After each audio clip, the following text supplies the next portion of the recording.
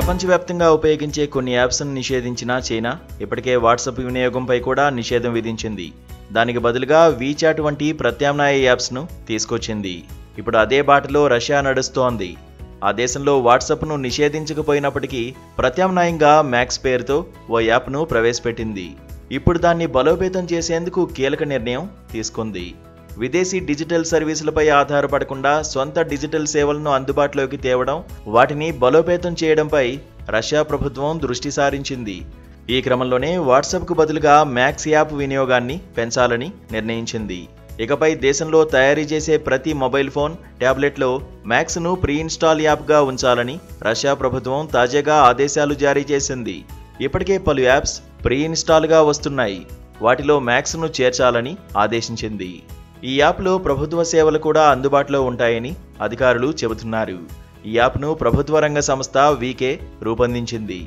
దీంతో యూజర్ల డేటాపై ప్రభుత్వం నిఘా పెట్టే అవకాశాలు ఉన్నట్లు కొందరు విమర్శలు చేస్తున్నారు.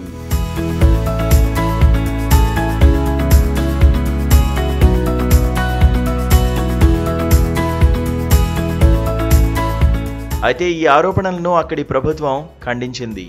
వాట్సాప్, టెలిగ్రామ్ కన్నా మ్యాక్స్కు పరిమిత యాక్సెస్ ఉంటుందని, నిఘా పెట్టే అవకాశం లేదని స్పష్టం చేసింది.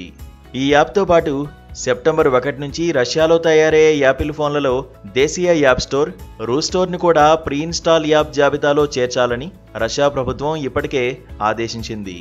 వచ్చే ఏడాది ప్రారంభం నుంచి లైమ్ హెచ్డి టీవీ యాప్ను కొత్త టీవీల్లో ఖచ్చితంగా ప్రీ ఇన్స్టాల్ చేయాలని పేర్కొంది.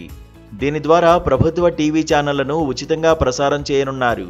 కాగా రష్యా ఉక్రెయిన్ యుద్ధం ముగిసే దిశగా తీసుకుంటున్న చర్యల్లో భాగంగా ఇటీవల అమెరికా అధ్యక్షుడు ట్రంప్ రష్యా అధ్యక్షుడు పుతిన్తో సమావేశమయ్యారు.